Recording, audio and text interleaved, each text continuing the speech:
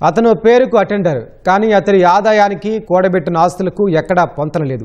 స్థిర చరాస్తులు భారీగా పోగేశారు. బినామీ పేర్లతోనూ ఆస్తులు కొన్నారు. విజయవాడ గవర్నర్పేటలోని పన్నుల శాఖ సహాయ కమిషనర్ కార్యాలయంలో అటెండర్గా పనిచేస్తున్న కొండపల్లి శ్రీనివాసరావు, అతని సోదరుల ఇళ్లలో ఏసీబీ అధికారులు చేపట్టిన తనిఖీల్లో భారీగా ఆస్తులు వెలుగు చూశాయి.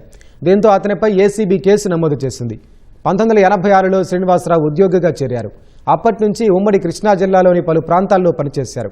గత ఏడాది అక్టోబర్ 16న విజయవాడ పాతబస్తీలోని అవని ట్రాన్స్పోర్ట్ కార్యాలయంలో ఓ వ్యాపారి నుంచి 16,000 రూపాయల లంచం తీసుకుంటూ ఏసీబీకి చిక్కారు. అరెస్ట్ అయి జైలుకెళ్లొచ్చారు. రిమాండ్కి వెళ్లడంతో సస్పెన్షన్కు గురయ్యారు.